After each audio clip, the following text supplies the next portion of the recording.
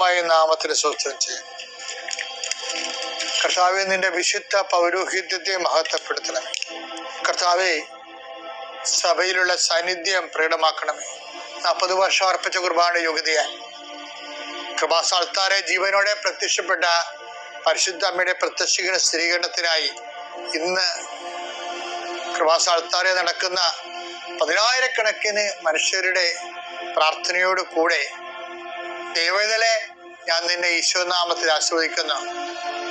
മാതാവിന്റെ പ്രത്യക്ഷീകരണത്തിൽ ഇന്ന് വരെ നടന്നിട്ടുള്ള എല്ലാ അനുഭവ സാക്ഷികളുടെയും സാക്ഷ്യങ്ങള് നിനക്കും ഈ നിമിഷം നിന്റെ ഏറ്റവും വലിയ സങ്കടകരമായ അവസ്ഥകളെ അതിജീവിക്കാൻ ദൈവം നിന്നെ സഹായിക്കട്ടെ എന്ന് പ്രാർത്ഥിക്കുന്നു. നീ ഭയപ്പെടുന്ന വ്യക്തികള്, നീ സങ്കടപ്പെടുന്ന കാര്യങ്ങള്, നീ എന്ത് ചെയ്യും, എങ്ങനെ അതിജീവിക്കും എന്ന് വേദനിക്കുന്ന വിഷയങ്ങള്, അതിന്റെ മേലെല്ലാം കർത്താവിന്റെ ആത്മാവ് പ്രവർത്തിക്കട്ടെ.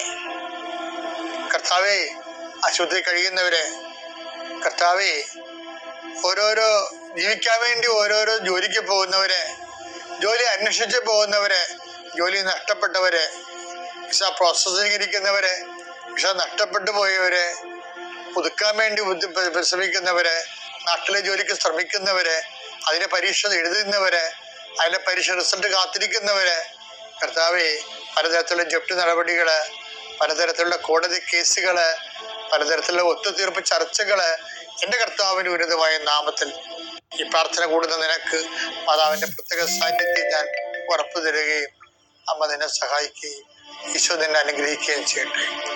ഞാൻ നിങ്ങളോട് ഇന്നലെ പറഞ്ഞില്ലേ, ദൈവ ഇടപെടൽ ഉറപ്പ് വരുത്തുന്ന 2 മെത്തേഡുകളുണ്ട്. ഒന്നാണ് ഇന്നലെ അമ്മ കണ്ടത്. എന്താണ്? കുഷ്ഠരോഗി ഈശോയെ കാണുമ്പോൾ പറയുന്നു, അങ്ങയ്ക്ക് മനസ്സുണ്ടെങ്കിൽ, ആർക്കും മനസ്സില്ലെങ്കിലും അങ്ങയ്ക്ക് മനസ്സുണ്ടെങ്കിൽ എന്നെ സുഖപ്പെടുത്താൻ കഴിയും. അപ്പോൾ ഈശോയും അതേ നാണയത്തിൽ തന്നെ പറഞ്ഞു, ആർക്കും മനസ്സില്ലെങ്കിൽ നിന്റെ കാര്യത്തിൽ എനിക്ക് മനസ്സുണ്ട്, നീ ജീവിക്കുക എന്ന് പറയും. അതുപോലൊരു സംഭവമാണ് യോഹന്നാൻ 5:6. അവൻ പറഞ്ഞു കർത്താവേ, വെള്ളം ഇളകുമ്പോൾ എന്നെ കുളത്തിലേക്ക് ഇറക്കാൻ ആരുമില്ല. എനിക്ക് ആരുമില്ല. ഞാൻ എത്തുമ്പോഴേക്കും മറ്റൊരുവൻ വെള്ളത്തിൽ ഇറങ്ങിക്കഴിഞ്ഞിരിക്കും. ഇതിനു മുമ്പ് ഈശോ ഒരു ചോദ്യം ചോദിക്കുന്നുണ്ട് 5:5. യോഹന്നാൻ 5:5-6. അവൻ അവിടെ കിടക്കുന്നത് യേശു കണ്ടു. 38 വർഷമായ തലവാഴ രോഗി അവിടെ കിടക്കുന്നത് അവൻ കണ്ടു. അവൻ വളരെ നാളായി കിടക്കുന്നത് അറിഞ്ഞ് യേശു ചോദിച്ചു, സുഖം പ്രാപിക്കാൻ നിനക്ക് ആഗ്രഹമുണ്ടോ? കാലഹരണപ്പെട്ടു പോയ ആളാ, ഖണ്ഡം ചെയ്ത ആളാ. വെച്ചുകഴിഞ്ഞാല് ഇനി ഒരു മുള, പ്രത്യാശയുടെ മുള കിളിർത്തു വരാനുള്ള അവസാന സാധ്യതയും തീർന്നു. ബന്ധുക്കളൊക്കെ ഭാര്യയൊക്കെ ഉണ്ടായിരുന്നതാണ്, ബൈസ്റ്റാൻഡറായിട്ട് കുറെ ആൾക്കാരുണ്ടായിരുന്നായിരിക്കും ഇയാൾക്ക്. ഇയാളെ രക്ഷപ്പെടത്തില്ലെന്ന് കണ്ടപ്പോൾ അവരെല്ലാരും അവരുടെ ചിറകിൽ പറന്നു പോയതാ. നമ്മ രക്ഷപ്പെടത്തില്ലെന്ന് കണ്ടാൽ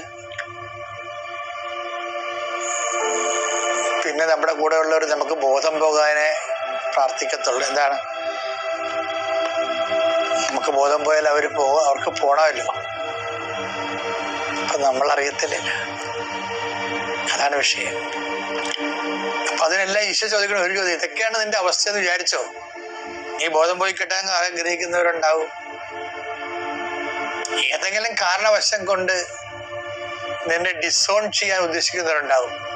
പറയണ്ട്, എനിക്ക് ആരുമില്ലെന്ന് പറയണതേ ഒരു ചങ്കയെ കൊണ്ട വർത്തനാണ്. നിങ്ങൾ ഒരിക്കലും ക്രിസ്തു ജീവിച്ചിരിക്കുമ്പോൾ ഒരിക്കലും ഒരു മനുഷ്യൻ ഈ ഭൂമിയില് എനിക്കാരുമില്ലെന്ന് പറയരുത്. അഥവാ പറയണ്ടെങ്കിൽ നീ ക്രിസ്തുവിനോടെ പറയാം. അപ്പൊ ക്രിസ്തു ആരാണെന്ന് നിനക്ക് മനസ്സിലാവും. അപ്പൊ ഈശോ പറഞ്ഞു, നിനക്ക് ആരുമില്ല എങ്കിലും നിനക്ക് ഞാനുണ്ട്. നീ ഒരു ഓർഫണാകാം, പക്ഷെ നിനക്ക് ഞാനുണ്ട്. ആരും ഓർഫണാകരുത്, ആരും അനാഥരാകരുത് എന്ന ഒറ്റ ഉദ്ദേശത്തിലാണ് ഈശോ മനുഷ്യാവതാരം ചെയ്ത് പാപത്തിന് പരിഹാരം ചെയ്ത് കുരിശുമരണം വരിച്ചു. പിതാവത് മഹത്വപൂർണമായി അവനെ ഉയർത്തെഴുന്നേൽപ്പിച്ചു. അവന്റെ ഉയർത്തെഴുന്നേൽപ്പിന്റെ സാന്നിധ്യം നമ്മളെ അനാഥമാക്കാതെ നമ്മുടെ കൂടെ കാലത്തോടൊപ്പം തുടരുകയാണ്. ആ ഒരു ബോധം നിനക്കുണ്ട്. വിശ്വാസം നമുക്ക് എന്ത് തന്നു എന്ന് ചോദിച്ചാൽ ജ്ഞാനസ്നാന പുസ്തകത്തിലുണ്ട് വിശ്വാസം നിനക്ക് എന്ത് തരുന്നു എന്ന് മുതിർന്നവരുടെ ജ്ഞാനസ്നാന പുസ്തകത്തിൽ വൈദികൻ ചോദിക്കും. പറയും, വിശ്വാസം എനിക്ക് നിത്യജീവൻ നൽകുന്നു. അത് ഞാൻ സഭ എന്നോട് പറഞ്ഞുകൊണ്ട് ഞാൻ അങ്ങനെ ആൾക്കാരോട് പറയും, നിങ്ങൾ നിത്യജീവൻ നൽകുന്നു എന്ന് പറയണം. പക്ഷെ എൻ്റെ മനസ്സപ്പോൾ പറയും, വിശ്വാസം നിനക്ക് ക്രിസ്തുവിനെ തരും. ക്രിസ്തുവില്ലെങ്കിൽ നിത്യജീവൻ കൊണ്ട് എന്ത് പ്രയോജനം?